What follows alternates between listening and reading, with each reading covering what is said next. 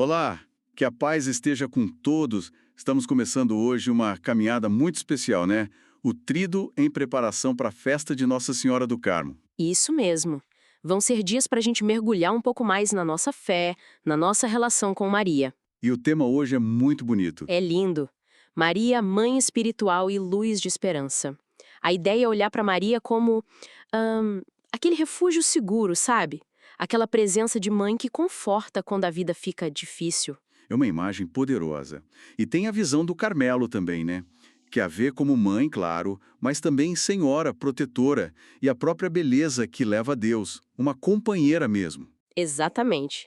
Então, o convite hoje é para a gente, assim, abrir o coração, refletir um pouco, buscar paz, renovar a esperança e deixar a palavra de Deus falar com a nossa vida. Falando em palavra, o livro do Eclesiástico traz aquela imagem da sabedoria divina como uma fonte que não para, né? Uma videira cheia de frutos, um rio que não seca.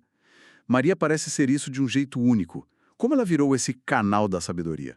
Olha, acho que a palavra-chave é acolhida. Maria não só ouviu a palavra, ela deixou a palavra entrar, sabe? Morar dentro dela, transformar tudo, gerar vida. Por isso a gente chama ela de mãe espiritual. Ah, entendi.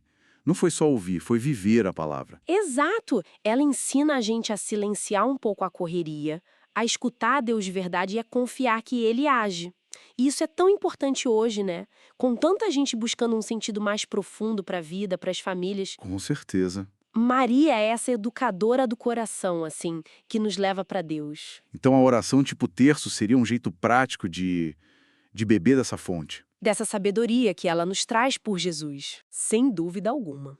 Rezar com Maria, sabe, meditar os mistérios da vida de Cristo ali pertinho dela, é como se conectar direto nessa fonte de graça, é pedir: Mãe, me ensina a ter um coração sábio como o seu.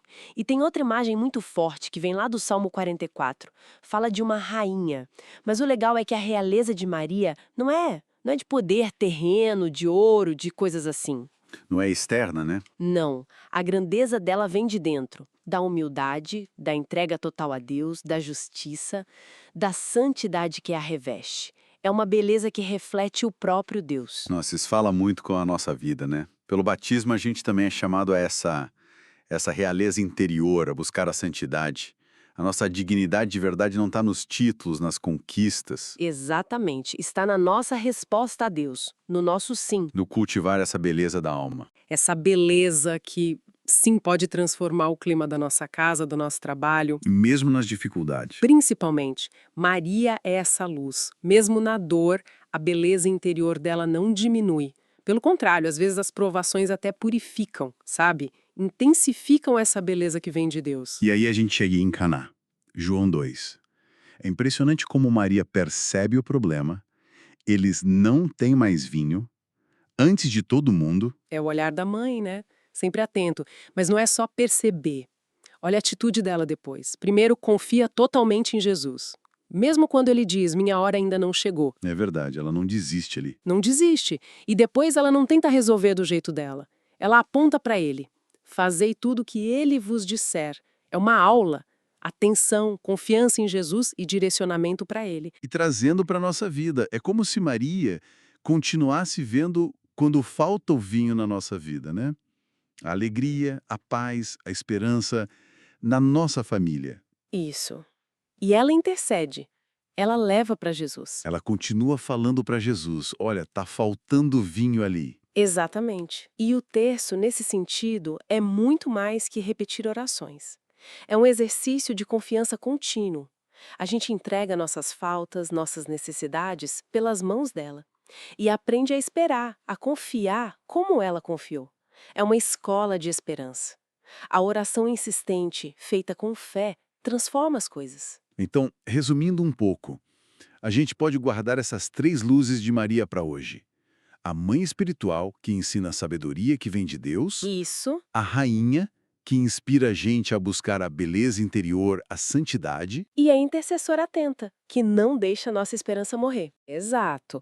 E lembrar que ela não é só um modelo distante.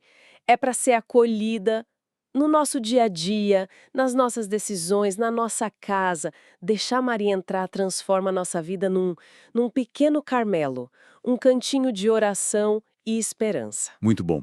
E que tal um gesto concreto hoje, então? Que tal rezar o terço?